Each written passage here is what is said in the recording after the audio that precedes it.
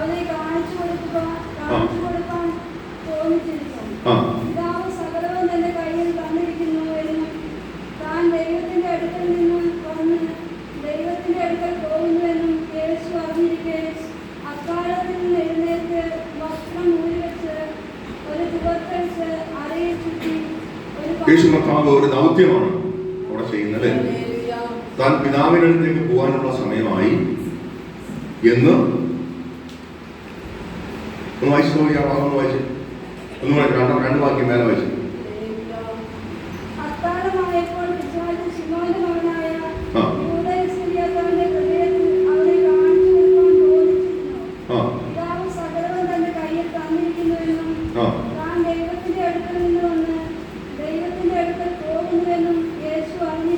അറിഞ്ഞിരിക്കെ അപ്പൊ താൻ ദൈവത്തിന്റെ അടുത്ത് വന്നു, തിരിച്ച് താൻ അങ്ങോട്ട് തന്നെ പോകുക എന്ന് അറിഞ്ഞിരിക്കെ വസ്ത്രം മൂരി വെച്ച്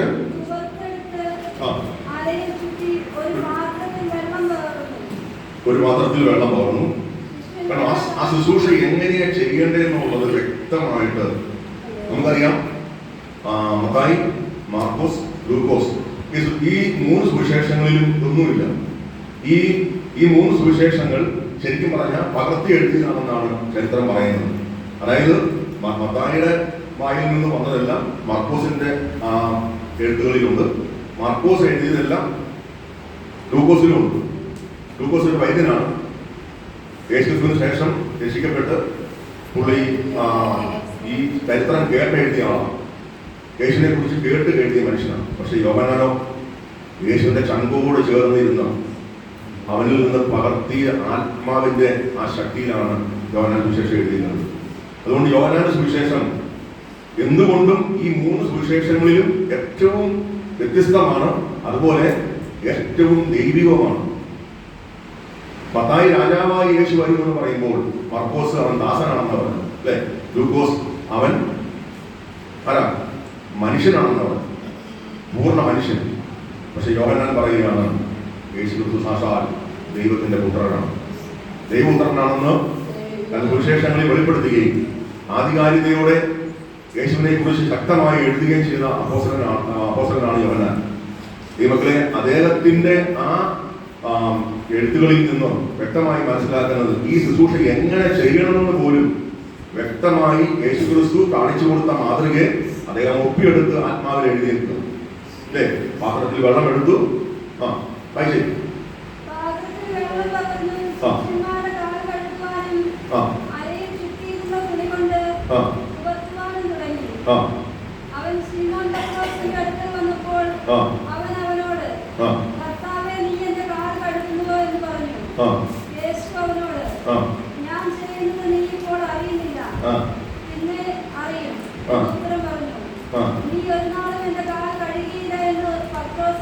പത്രോസ് പറയുകയാണ്, നീ എന്റെ കാല് കഴുകാൻ പറ്റിയല്ല, ഞാൻ അതിനുള്ള യോഗ്യത എനിക്കില്ല.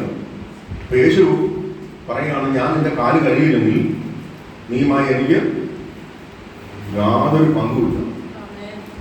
അത് കേട്ടപ്പം പത്രോസ് പറയുകയാണ്, ഞാൻ മൊത്തത്തിൽ എന്നത് കഴുകാൻ, തല തൊട്ട് താര വേറെ ഒന്ന് കഴുകാൻ, അല്ലേ? അവിടെ യേശു പറഞ്ഞ അതിന്റെ ആവശ്യമില്ല. ഈ കാല് കഴുകുക എന്ന് ഉദ്ദേശിക്കുന്നതിന്റെ അർത്ഥം എന്താണെന്നറിയാമോ? ഏറ്റവും ഒരു മനുഷ്യന്റെ കാല് പിടിക്കുക എന്നാണ് നമ്മൾ പറയുന്നത്. കാല് പിടിക്കുക, ഒരു മനുഷ്യന്റെ കാൽപാദം കഴുകുക എന്ന് പറഞ്ഞാൽ അവൻ അത്രയ്ക്കും താഴണം, അല്ലേ? അത്രയ്ക്കും താഴെ വന്നിട്ടേ അവന് ചെയ്യാൻ പറ്റുള്ളൂ. ഇന്ന് തന്നെ ഇവിടെ കാല് കഴുകുന്നവർ ആദ്യം നിങ്ങൾ ചിന്തിക്കേണ്ടത്, ഈ കാല് കഴുകുന്ന വ്യക്തിയുമായി നിങ്ങൾക്ക് എന്തെങ്കിലും സ്വരച്ചേർച്ച ഉണ്ടെങ്കിൽ നിങ്ങൾ ആ കാല് കഴുകുന്നത് വെറും യാന്ത്രികമാകുകയുണ്ട്. അതുകൊണ്ട് ഒരു കാര്യം നിങ്ങൾക്കില്ല. കാരണം നമ്മൾ സെലക്ഷൻ ചെയ്യും, അല്ലേ? ഇന്ന ആളുടെ കാലം ഞാൻ കഴുകാം, ഇന്ന ആളുടെ കാലം ഞാൻ കഴുകാം. നമ്മൾ സെലക്ഷൻ ചെയ്യും. എന്താ കാരണം? നമ്മുടെ ഉള്ളിൽ കിടക്കുക സെലക്ഷൻ. പക്ഷെ നമ്മൾ അങ്ങനെ സെലക്ഷൻ ചെയ്ത് പോയി കയറാൻ പാടില്ല. ഞാൻ കാല് കഴിയുമ്പോൾ മറ്റുള്ളവർ കഴുകാത്ത ആരെങ്കിലും ഉണ്ടെങ്കിൽ അവരുടെ കാലാണ് ഞാൻ കഴുകുന്നത്. കാരണം എന്ന് പറഞ്ഞാൽ നമ്മൾ ഒരിക്കലും സെലക്ഷൻ ചെയ്യാൻ പാടില്ല. കർത്താവ് നമ്മളെ പഠിപ്പിച്ചത് എന്താ? നമ്മൾ ഒരാളുടെ കാല് കഴുകുമ്പോൾ നമ്മളെ തന്നെ താഴ്ത്തി നമ്മൾ അവനോടുള്ള ആ വിനയം കാണിച്ച് നമ്മൾ ആരാണെന്ന് വെളിപ്പെടുത്തുക, ക്രിസ്തുവിന്റെ സ്നേഹം എന്താണെന്ന് വെളിപ്പെടുത്തുക. അപ്പൊ നമ്മുടെ ഉള്ളും അതുപോലെ ആയിരിക്കണം. ആ കഴിയുന്ന വ്യക്തിയുമായി ഒരു നല്ല ബന്ധത്തോടെ ആയിരിക്കണം. മിക്കവാറും സഭകളിലൊന്നും ഇത് ചെയ്യാത്തതിന്റെ കാരണം എന്നറിയാം, അവർ പരസ്പരം തമ്മിൽ പിണക്കോ. സഭയിൽ 2-3 വർഷക്കാരാ. ഈ നാണയ ജാതി, നീ ഉയർന്ന ജാതി, അവൻ മർത്തോമയെന്ന് വന്നത്, ഇവൻ കത്തോലിക്കെന്ന് വന്നത് എന്ന് പറയുന്ന ഒരു തരം ഇന്ന് പെന്തക്കോസ്ത് കോളത്തിലുണ്ട്. ദൈവങ്ങളെ, കഴിഞ്ഞ ദിവസം ഒരു സെൻട്രൽ പാസ്റ്റർ പറയുകയാണ്, ഹിന്ദുവിൽ നിന്ന് വന്നവരെ കത്തോലിക്കയിൽ നിന്നോ മർത്തോമയിൽ നിന്നോ അതുപോലെ മറ്റു ഇതര കത്തോലിക്ക സഭകളിൽ നിന്ന് വന്നവരെ ആയിട്ട് വിവാഹം നടത്തരുത്. അത് വലിയ വിഷയമായി. അയാൾ എവിടുന്നാണ്, ഏത് ആത്മാവിനെ പ്രാപിച്ചിട്ടാണ് അങ്ങനെ പറഞ്ഞത്? കാരണം ക്രിസ്തുവിലാകുമ്പോൾ നമ്മളെല്ലാവരും ഒന്നാണ്. മനുഷ്യനാണ് ജാതി തിരിച്ചത്, ദൈവം ജാതി തിരിച്ചിട്ടില്ല. കർത്താവ് മനുഷ്യനെ ഉണ്ടാക്കിയിട്ട് എല്ലാം നല്ലത് കണ്ടിട്ടാണ് കർത്താവ് പോയി. വെളുത്തവനെയും കർത്തവനെയും എല്ലാം ഉണ്ടാക്കിയ ദൈവമല്ലേ. ആ ദൈവത്തിന് കർത്തവനെന്നോ വെളുത്തവനെന്നോ സൗന്ദര്യമുള്ളവനെന്നോ സൗന്ദര്യം ഇല്ലാത്തവനെന്നോ കൈ ഇല്ലാത്തവനെന്നോ കാലില്ലാത്തവനെന്നോ കണ്ണില്ലാത്തവനെന്നോ ഒക്കെ കർത്താവിന്റെ സൃഷ്ടിയിൽപ്പെട്ടതാണ്. അവരെ നമ്മൾ ബഹുമാനിക്കുന്നില്ലെങ്കിൽ, അവരെ നമ്മൾ ചേർത്ത് പിടിക്കുന്നില്ലെങ്കിൽ യേശുവിന്റെ മനോഭാവം നമുക്കില്ല, അല്ലേ?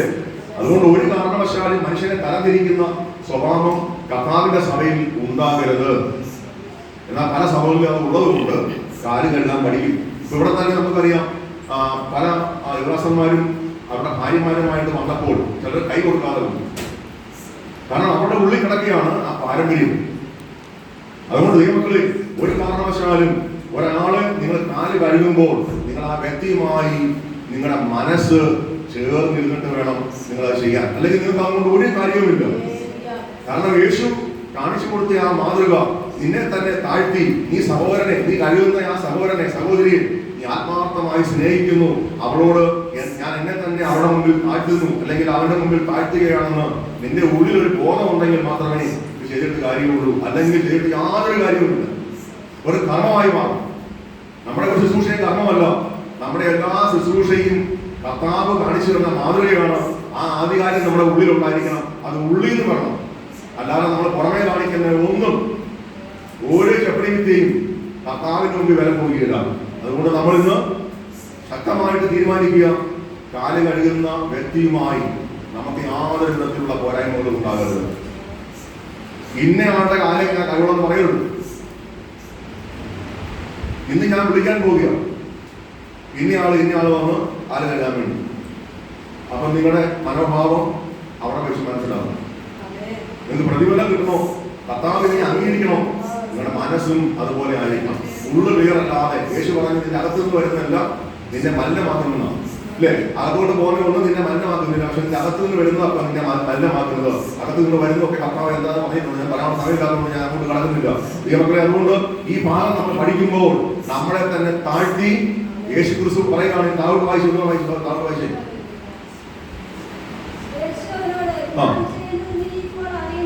അറിയുന്നില്ല, പിന്നെ അറിയും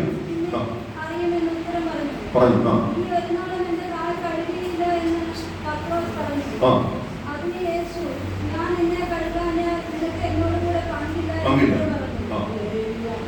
അപ്പോൾ ശിമോൻ പത്രോസ്, കർത്താവേ, എന്റെ കാൽ മാത്രമല്ല കൈയും തലയും കൂടെ കഴുകണമേ എന്ന് പറഞ്ഞു. യേശുവിനോട്, കുളിച്ചിരിക്കുന്നവന് കാലല്ലാതെ കഴുകുവാൻ ആവശ്യമില്ല, അവൻ മുഴുവൻ ശുദ്ധിയുള്ളവൻ, നിങ്ങൾ ശുദ്ധിയുള്ളവരാകുന്നു, എല്ലാവരും നല്ല കാര്യം എന്ന് പറഞ്ഞു. ഇവിടെ യേശു ശിഷ്യന്മാരുടെ കാലിങ്ങനെ കഴുകി പോവുക, അല്ലേ?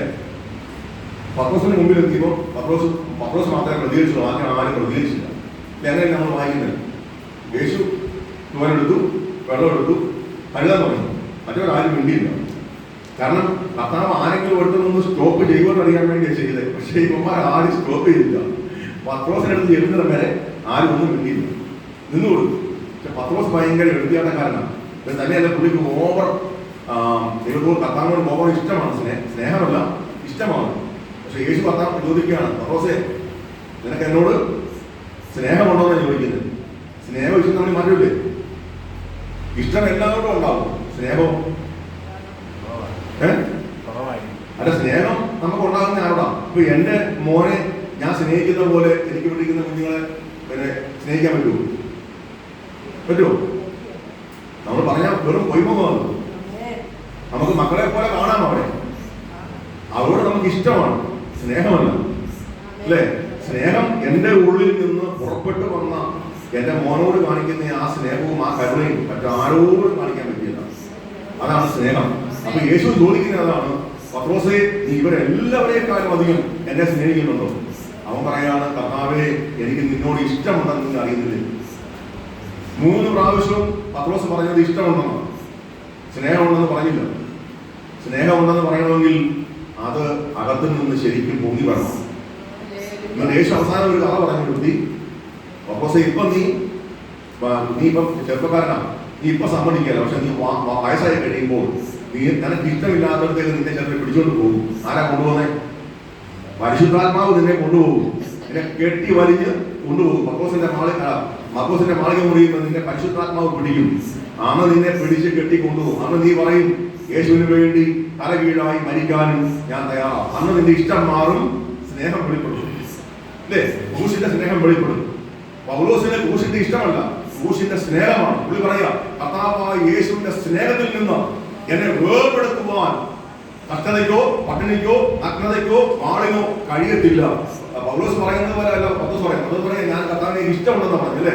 പക്ഷെ കർത്താവ് പറയാ, ഇപ്പൊ നീ ഇങ്ങനെ പറഞ്ഞാലും എനിക്കറിയാം, എന്റെ ആത്മാവെന്ന കാര്യസ്ഥനായിരിക്കുമ്പോൾ അവൻ നിന്നെ കെട്ടി നിന്നെ കൊണ്ടു നടക്കും. അപ്പൊ നിനക്ക് ഇഷ്ടമില്ലാത്ത നീ പോകും, നീ ഇഷ്ടമില്ലാത്ത നടക്കും, നീ ചെയ്യേണ്ടതൊക്കെ അങ്ങനെ ആത്മാവ് നിന്നോട് പറയും, നീ ചെയ്യും. പൗലോസ് ആത്മാവിനെ പ്രാവശ്യം വന്നോ പറയുക, കർത്താവിന്റെ സ്നേഹത്തിൽ തന്നെ മാറ്റുവാൻ ആർക്കും കഴിയുന്നില്ല. പ്രിയമക്കളെ, ഇന്ന് ഞാൻ ചോദിക്കുക, യേശുവിനോട് സ്നേഹമാണോ നിനക്കുള്ളത്, ഇഷ്ടമാണോ ഉള്ളത്? സ്നേഹിക്കാൻ കഴിഞ്ഞാൽ നിന്റെ ജീവൻ പോലും കർത്താവിന് വേണ്ടി നീ കൊടുക്കും. പക്ഷെ ഇഷ്ടമാണെങ്കിൽ അടി വരുമ്പോൾ നീ ഒഴിയും. യേശുവിന്റെ നാമത്തിൽ അടി വരുമ്പോൾ നീ മമ്മി തരം കൊടുക്കണം. ശിഷ്യന്മാരെ ഓടിയില്ല, അവരെ നിന്നു, അടി കൊണ്ടു. കർത്താവിന് വേണ്ടി അടി കൊണ്ടതായിട്ട് അവർ ആഘോഷിക്കുകയാണ് ചെയ്യുന്നത്. പ്രിയമക്കളെ, യേശുവിനെ നിനക്ക് ഇഷ്ടമാണോ, യേശുവിനെ സ്നേഹമാണോ? അപ്പോൾ ആവർത്തിച്ച് 3 പ്രാവശ്യം പറയാം, കർത്താവ് എന്നോട് ഇഷ്ടമാണോ? ഇഷ്ടം എല്ലാവർക്കും എല്ലാവരോടും ഉണ്ട്. സഭയിൽ വരുന്ന എല്ലാവരും നമുക്ക് ഇഷ്ടമുണ്ട്. പക്ഷെ സ്നേഹം ഉണ്ടാകുക എന്ന് പറഞ്ഞാൽ അത് ഭയങ്കര പ്രശ്നമുള്ള കാര്യമാണ്. അതുകൊണ്ട് പ്രിയമക്കളെ, നമ്മൾ ഇന്ന് ക്രിസ്തുവിനെ നമ്മൾ ആഴമായി സ്നേഹിക്കുന്ന ദിവസങ്ങളായി തീരട്ടെ. അവന്റെ കൽപ്പനയാണ് നമ്മൾ ചെയ്യുന്നത്. ഇത് എല്ലാ വർഷവും ചെയ്യുന്നത്. ഞാൻ ഈ വർഷം വരാത്തത് കൊണ്ട് എനിക്ക് ഭാരം ഉണ്ടായിരുന്നു, എന്നാൽ അവിടെ അത് ചെയ്യുന്നുണ്ട്. അവിടെ യേശു ശിഷ്യന്മാരുടെ മുമ്പിൽ കാല് കഴുകി പോയിട്ട് മിണ്ടാത്തതുകൊണ്ട് കർത്താവ് അവിടെ വരെ എത്തി, ശീമോന്റെ അടുത്ത് എത്തി. അപ്പൊ ശീമോനാണ് പ്രതികരിച്ചത്, അല്ലേ? കാരണം താഴോട്ട് കർത്താവിന് പറയേണ്ട കാര്യം പറയാൻ ഇവരാരും സമ്മതിച്ചു പോകുന്നില്ല. കർത്താവ് കഴുകി അങ്ങ് പോകുക. അപ്പൊ ഇത് കണ്ടിട്ടാണ് ചില മാസ്റ്റർമാർ ഭരണമുള്ള മൊത്തം കഴുകുക. കാലൊരിക്കൽ കഴുകിയാൽ മതി, അല്ലേ?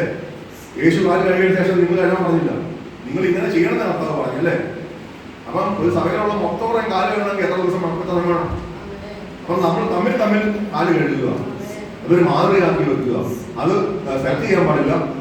നിങ്ങൾ സെലക്ട് ചെയ്താൽ നിങ്ങൾ അവരുമായിട്ടുള്ള നിങ്ങളുടെ ആ പൊരുത്തം അതൊരിക്കലും കർത്താവ് അംഗീകരിക്കുന്നില്ല. സെലക്ഷൻ അല്ല വേണ്ടത്, നിങ്ങളുടെ മനസ്സൊരുക്കമാണ്. ആര് വന്നാലും, ഒരു കുഷ്ഠരോഗിയുടെ കാല് കഴിയണം വന്നാലും ഞാൻ കഴുകുമെന്നുള്ളതാണ്. അതാണ് സ്നേഹം. ഇഷ്ടം നമുക്ക് ഉണ്ടായതുകൊണ്ട് നമ്മൾ അവന്റെ കാല് കഴിയും, ഇവന്റെ കാല് കഴിയും, അവിടെ കാല് കഴിയുമെന്ന് പറയുന്നത്, അല്ലേ? അത് ഇഷ്ടമാണ്. പക്ഷെ സ്നേഹമാണെങ്കിൽ എല്ലാവരുടെയും ആരുടെ കാല് കിട്ടിയാലും കഴിയും. ക്രിസ്തുവിന്റെ സ്നേഹം നമ്മുടെ ഉള്ളിൽ നിറയുമ്പോൾ നമ്മൾ എത്ര ഉന്നതനാണെങ്കിലും നമ്മൾ താഴ്മകളായിത്തീരും, അല്ലേ? നമ്മൾ എത്ര ഉന്നതനായിക്കോട്ടെ, നമ്മൾ എത്ര സൗന്ദര്യമുള്ളവനായിക്കോട്ടെ, നമ്മൾ ആദിവാസിയായ ഒരു മനുഷ്യൻ നമ്മുടെ മുമ്പിൽ വന്നാലും നമ്മൾ അവനെ പരിചരിക്കും. കാരണം ക്രിസ്തുവിന്റെ സ്നേഹം ഉള്ളിൽ വരണം, അല്ലേ? അല്ലാത്ത ഓരോരുത്തരും ചെയ്യാൻ പറ്റില്ല. പാസ്റ്റർ ആയതുകൊണ്ട് ക്രിസ്തുവിന്റെ സ്നേഹം ഉണ്ടാകണമെന്നില്ല. നിയമങ്ങളെ, പാസ്റ്റർ ആയതുകൊണ്ട് ക്രിസ്തു സ്നേഹിച്ചതുപോലെ ഒരുത്തിനെ സ്നേഹിക്കണമെന്നില്ല. നമ്മൾ അവന്റെ ആ നിലനിൽപ്പിന് വേണ്ടി അവൻ ഇഷ്ടമൊക്കെ കാണിച്ച് അങ്ങനെ പോകും. ഇന്നിപ്പോ 2-3 പേർക്ക് നല്ല ഉറക്കം വരുന്നുണ്ട്. വിശ്വാസപരമായ വികസനമാണോ ഉറക്കം വരുന്നുണ്ട്? എന്നാ പറഞ്ഞാൽ അവരെ കുരുവളിക്കാൻ പോയത്, അത് കുരുവളിക്കാൻ പാടാം ദിവസം. അമ്മച്ചിയെ പിടിപ്പിലാണ്, നല്ല പിടിപ്പിലാണ്. അത് അർത്ഥമേശ എടുക്കും, ഒന്ന് കേൾക്കുക, അർത്ഥമേശ എടുക്കും. പ്രശ്നമോ? അപ്പൊ ദൈവങ്ങളെ, നമ്മൾ ചിന്തിക്കേണ്ട ഒരു കാര്യം, ഇന്ന് നമ്മൾ തീരുമാനമെടുക്കുക. നമ്മൾ വ്യക്തിപരമായി ഒരാളെ സെലക്ട് ചെയ്യാൻ പാടില്ല. നമ്മൾ ആരുടെ കാല് കഴുകാൻ കിട്ടിയാലും ഞാൻ കഴുകുമെന്ന് പറയുന്നതാണ് യഥാർത്ഥ സ്നേഹം, അല്ലേ? നമ്മളെ തന്നെ താഴ്ത്തുക. ഇഷ്ടം കൊണ്ട് നമ്മൾ സെലക്ട് ചെയ്താൽ അത് നമ്മുടെ സെലക്ഷനാകും. കർത്താവിന്റെ മുമ്പിൽ ആ ചെപ്പടി വിത്ത് കൊണ്ട് നടക്കരുത്. അതുകൊണ്ട് നമുക്ക് ആ വാക്യം ഒന്ന് വായിച്ചു തീർക്കാം. പെട്ടെന്ന് വായിച്ചാട്ടെ. കർത്താവ് പറഞ്ഞത് നമുക്ക് വായിച്ചു തീർക്കാം. പെട്ടെന്ന് വായിച്ചു. അപ്പോൾ ശിമോൻ പത്രോസ്, കർത്താവേ, എന്റെ കാൽ മാത്രമല്ല കൈയും തലയും കൂടെ കഴുകണമേ എന്ന് പറഞ്ഞു. യേശു അവനോട്, കുളിച്ചിരിക്കുന്നവന് കാലല്ലാതെ കഴുകുവാൻ ആവശ്യമില്ല, അവൻ മുഴുവനും ശുദ്ധിയുള്ളവൻ. നിങ്ങളെ ശുദ്ധിയുള്ളവരാകുന്നു, എല്ലാവരും നല്ലതാകും എന്ന് പറഞ്ഞു. തന്നെ കാണിച്ചു കൊടുക്കുന്നവനെ അറിഞ്ഞിരിക്കുകൊണ്ട് എല്ലാവരും ശുദ്ധിയുള്ളവരല്ല എന്ന് പറഞ്ഞു. അവൻ അവരുടെ കാൽ കഴുകിയിട്ട് വസ്ത്രം ധരിച്ച് വീണ്ടും വീണ്ടും അവരോട് പറഞ്ഞത്, ഞാൻ നിങ്ങൾക്ക് ചെയ്തത് എന്തെന്ന് അറിയുന്നുവോ? നിങ്ങൾ എന്നെ ഗുരുവെന്നും കർത്താവെന്നും വിളിക്കുന്നു. ഞാൻ അങ്ങനെ ആകൊണ്ട് നിങ്ങൾ പറയുന്നത് ശരി. കർത്താവും ഗുരുവുമായ ഞാൻ നിങ്ങളുടെ കാൽ കഴുകിയെങ്കിൽ നിങ്ങൾ തമ്മിൽ തമ്മിൽ കാൽ കഴുകണം. തമ്മിൽ തമ്മിൽ കഴുകണം അല്ലെ? എല്ലാവരെയും കഴുകണമെന്നല്ല, അങ്ങനെ പറഞ്ഞു. അപ്പൊ ഇത് നമ്മൾ പഠിക്കുന്നതിന്റെ കുഴപ്പമാണ്. ചില മാസ്റ്റർമാരും പഠിക്കുന്നതിന്റെ കുഴപ്പമാണ്. ചിലരൊക്കെ മൊത്തം കഴുകുക. യേശു പറഞ്ഞു നിങ്ങൾ തമ്മിൽ തമ്മിൽ കഴുകണം. അപ്പൊ ഒരുത്തന്റെ കാല് കഴുകുക, അവൻ ഇങ്ങോട്ട് കഴുകുക. അപ്പൊ ആ ശുശ്രൂഷയാണ് കർത്താവ് ആഗ്രഹിക്കുന്നത്. അപ്പൊ ഇന്ന് നമ്മൾ ചെയ്യാൻ കൊണ്ടതും ഒരാളുടെ കാല് കഴുകുക, മറ്റേ ഇരിക്കുന്ന ആള് ആ ആളുടെ കാല് കഴുകുക. പക്ഷെ അത് ഞാൻ പറയുന്നു, സെലക്ഷൻ ചെയ്യാൻ പാടില്ല. ഇഷ്ടം കൊണ്ട് ആരെയും വിളിക്കരുത്. ദൈവം നിന്നോട് പറയുന്ന ആരുടെ ആയാലും കാല് കഴുകാൻ നീ തയ്യാറാകണം. അവനോട് നിനക്ക് വെറുപ്പുണ്ടോ, അല്ലെങ്കിൽ ഉള്ളിൻ്റെ ഉള്ളിൽ അവളുമായിട്ട് നിനക്ക് ചേർച്ചയില്ലെങ്കിൽ ഇന്ന് മാനസാന്തരപ്പെട്ടിട്ട് വേണം അത് ചെയ്യാൻ. അല്ലെങ്കിൽ ഇതൊരു ചടങ്ങായി, ഒരു കർമ്മമായി മാറും. ചെപ്പടി വിദ്യയിൽ ഒന്നും പ്രസാദിക്കുന്നവനല്ല ദൈവം കേട്ടോ. ആത്മാവിൽ നിന്ന്, നിന്റെ ഉള്ളിൽ നിന്ന് ഒരു പുറത്തു വരുന്നതാണ് കർത്താവ് നോക്കുന്നത്. നിന്റെ ഉള്ളിൽ എങ്ങനെയാണെന്ന് നോക്കുന്നത്. പുറമേ കാണിക്കുന്ന പോലീസോ, പുറമേ കാണിക്കുന്ന സ്വപ്നം കൊണ്ടോ, പുറമേ കാണിക്കുന്ന അല്ലേലിയ കൊണ്ടോ, ആരാധന കൊണ്ടോ ഒന്നും പ്രസാദിക്കുന്നവനല്ല ദൈവം. ജഗത്തളങ്ങളിൽ നിന്ന് ഉരുത്തിരിഞ്ഞു വരുന്ന വാക്കുകളെയും അതിന്റെ പ്രവൃത്തികളെയും ആ കണ്ണീരിനെയുമാണ് സ്വർഗം മാനിക്കുന്നത്. അതുകൊണ്ട് ചെപ്പടി വിദ്യകളൊക്കെ നമുക്ക് മാറ്റിവെക്കാം. ഈ 2024 അവസാന ദിവസം പരിശുദ്ധാത്മാവ് പറയുക, ചെപ്പടി വിദ്യയിലൊന്നും കർത്താവ് പ്രസാദിക്കുന്നില്ല. നിന്റെ ഉള്ളിൽ, നിന്റെ ആത്മാവിൽ നിന്ന് വരുന്ന ചില നല്ല പ്രവൃത്തികളുണ്ടല്ലോ, അത് കർത്താവ് പ്രസാദിക്കും. ആരും കാണിക്കാനല്ല, നിന്റെ ഉള്ളിൽ നിന്റെ ഹൃദയവുമായി കർത്താവുമായിട്ടൊരു ബന്ധമാണ് നീ ചെയ്യാൻ പോകുന്നത്. അത് ദൈവം നിന്നെ മാനിക്കുക തന്നെ ചെയ്യും. അതുകൊണ്ട് കർത്താവ് പറയുകയാണ്, ഗുരുവും കർത്താവുമായി ഞാനിത് ചെയ്തെങ്കിൽ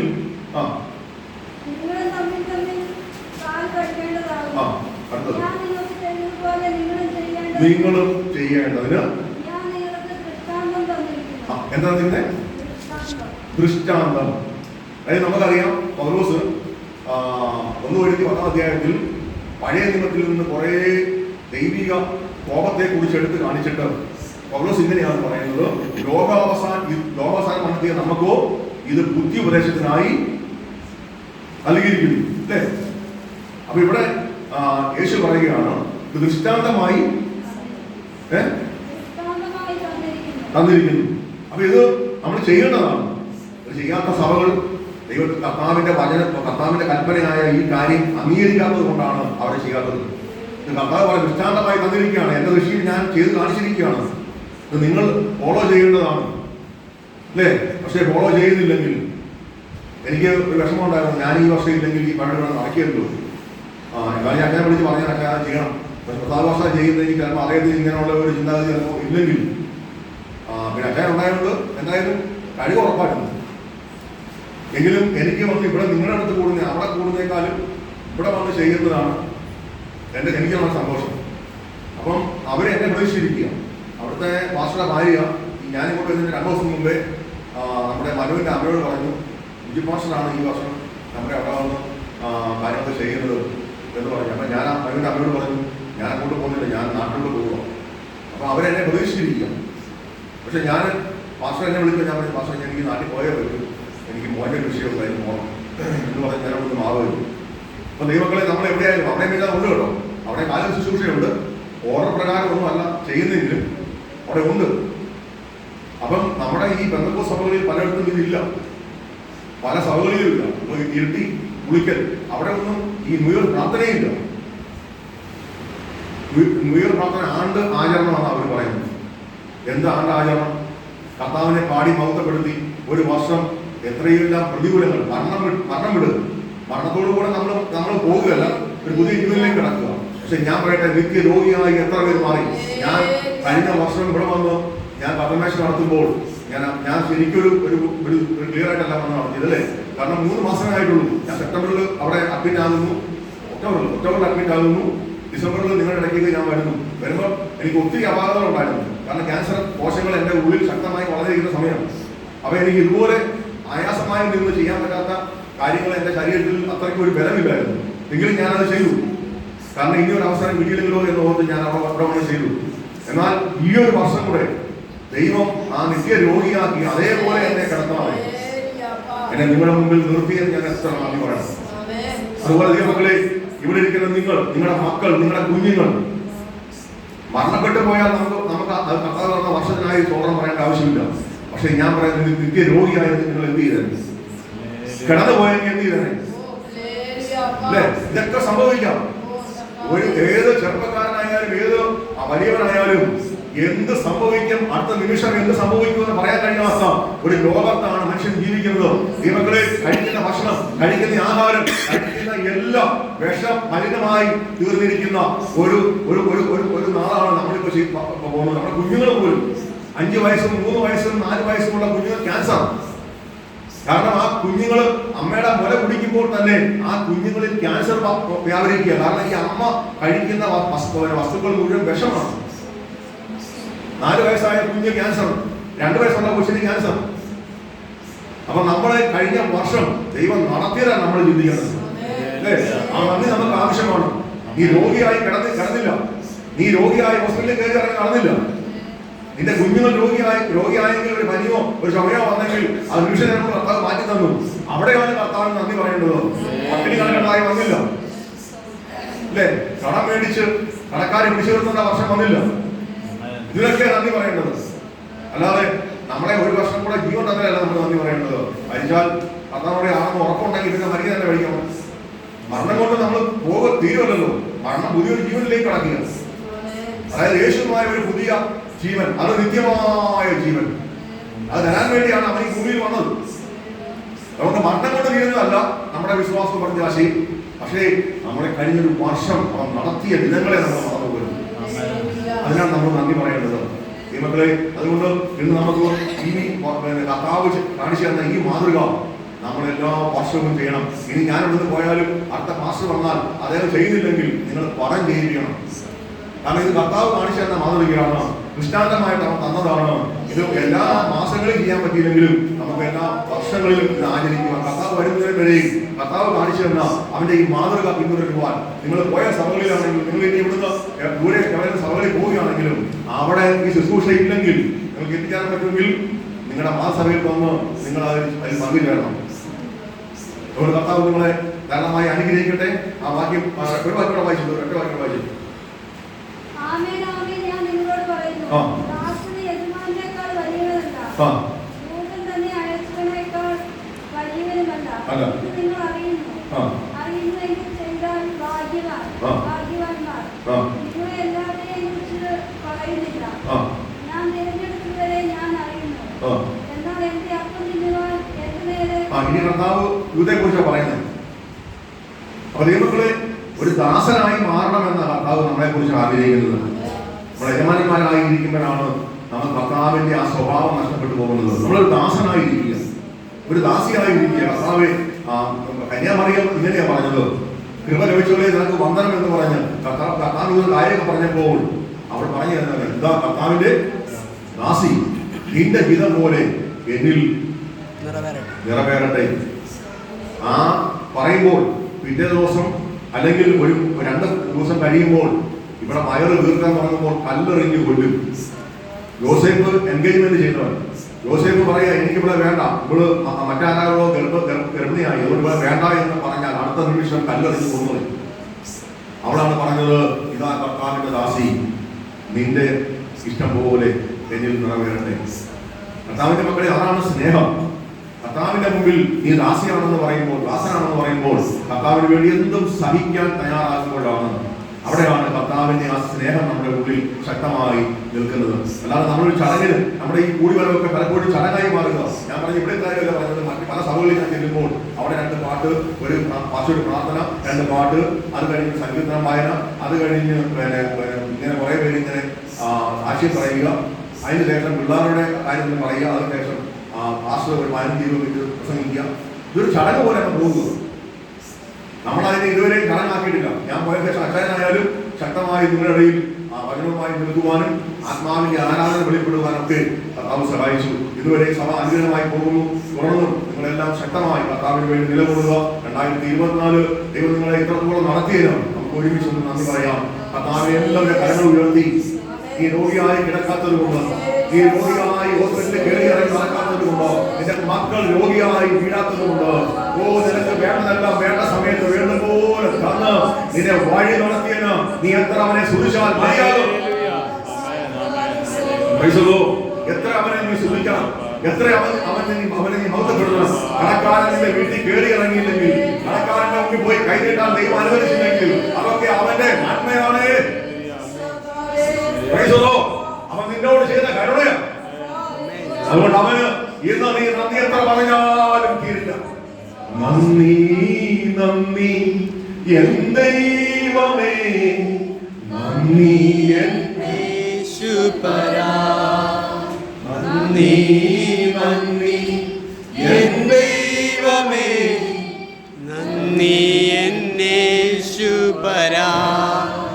എണ്ണമില്ലാതുള്ള നന്മകൾക്കും അത്ഭുതമാണ് നിൻ സ്നേഹത്തിനും. എണ്ണമില്ലാതുള്ള നന്മകൾക്കും അത്ഭുതമാണ് നിൻ സ്നേഹത്തിനും. നന്ദി നന്ദി എൻ ദൈവമേ, നന്ദി എൻ യേശുപരാ, നന്ദി നന്ദി എൻ ദൈവമേ, നന്ദി എൻ യേശുപരാ. ഊരിരുൾ താഴ്വര അതിലുമെന്നെ പാതയിൽ ദീപമായി വന്നുവല്ലോ. ഊരിരുൾ താഴ്വര അതിലുമെന്നെ പാതയിൽ ദീപമായി വന്നുവല്ലോ. നന്ദി നന്ദി എൻ ദൈവമേ, നന്ദി എൻ യേശുപരാ, നന്ദി നന്ദി എൻ ദൈവമേ, നന്ദി എൻ യേശുപരാ. പാപത്താൽ മുറിവേറ്റ എന്നെ നിന്റെ പാണിയാൽ ചേർത്തടച്ചുവല്ലോ. പാപത്താൽ മുറിവേറ്റ എന്നെ നിന്റെ പാണിയാൽ ചേർത്തടച്ചുവല്ലോ. നന്ദി നന്ദി എൻ ദൈവമേ, നന്ദി എൻ യേശുപരാ. പാടിയാട്ടെ. നന്ദി നന്ദി എൻ ദൈവമേ, നന്ദി എൻ യേശുപരാ. നമുക്ക് ഒരുമിച്ച് കർത്താവിന്റെ സന്നിധിയിൽ നമ്മളെ തന്നെ ഏൽപ്പിച്ചു കൊടുത്തുകൊണ്ട് നമ്മൾ പ്രാർത്ഥനയോടെ നമ്മുടെ കാര്യങ്ങൾ ശുശ്രൂഷയ്ക്കായി കടന്നു പോകാം. പുറയിൽ നിന്ന് കഴുകുന്നു, അതോ ഇവിടെ ഇവിടെ നിന്ന് കഴുകുന്നു? അവിടെ നിന്ന് കഴുകുക അല്ലേ? എന്നാലും കുറെ അവരെ മാറ്റി എന്നിട്ട് ഒരു കസാര അങ്ങോട്ടും ഒരു കസാര ഇങ്ങോട്ടും ഇടും. എന്നിട്ട് ഞാൻ പറയുന്നത്, ഞാൻ പറഞ്ഞല്ലോ സെലക്ഷൻ പാടില്ല. ഞാൻ വിളിക്കുന്നവര് അങ്ങനെ വിഷമമുണ്ടോ? നിങ്ങൾക്ക് വിഷമമുണ്ടോ? സെലക്ഷനാണോ അതോ കർത്താവിന്റെ ആരെ കിട്ടിയാലും അവരോട് ലഭ്യപ്പെട്ട് കാല് കഴുകാൻ ഞാൻ തയ്യാറാണ്. അങ്ങനെ ദൈവങ്ങളെ നമ്മളിതൊന്നും, ഞാൻ പറഞ്ഞല്ലോ, ഞാൻ ഈ ശുശ്രൂഷകൾ ഒന്നും ചെയ്യുന്നത് മറ്റൊരു ജോലിയായിട്ടോ അല്ലെങ്കിൽ ഒരു പാസ്റ്റർ എന്ന പദവിയിൽ കയറിയിരിക്കാനോ ഒന്നും ചെയ്യുന്നതല്ല. ഞാൻ ചെയ്യുന്നത് എൻ്റെ കർത്താവ് പ്രസാദമായിരിക്കണം എന്ന് മാത്രം ചിന്തിക്കുന്ന ഒരു മനുഷ്യനാണ്. അല്ലെങ്കിൽ ഈ ജോലിയും വേണ്ട, വീട്ടിൽ കുത്തിയിരിക്കാം എന്ന് ആഗ്രഹിക്കുന്ന ആളാണ്. ഇതൊരു ജോലിയായിട്ട് ഞാൻ എടുക്കാറില്ല, ഞാനൊരു സേവനമായിട്ടാണ് എടുക്കുന്നത്. അതുകൊണ്ട് നിങ്ങളും അങ്ങനെ ആകണമെന്ന് ഞാൻ കർത്താവിൽ ആഗ്രഹിക്കുന്നു.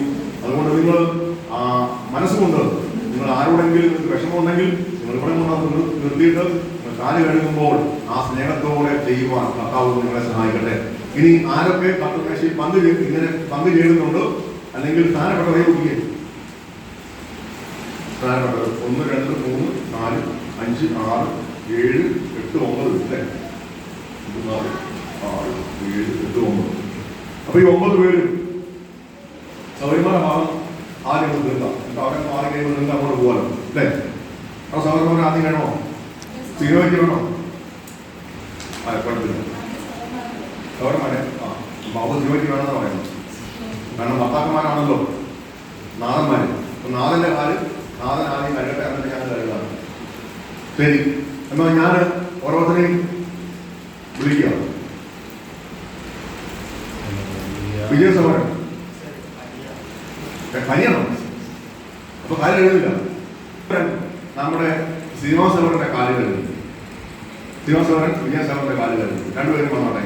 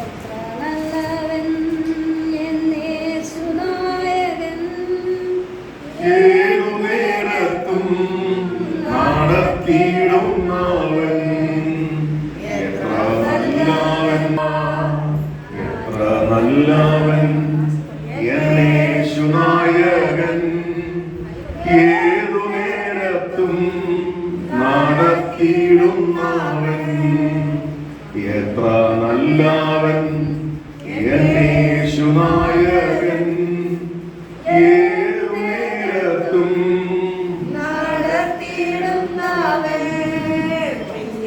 ഏവരും പ്രതികൂലമാകുമ്പോൾ പാടിയേറിടും പ്രയാസവേളയിൽ പ്രിയരേവരും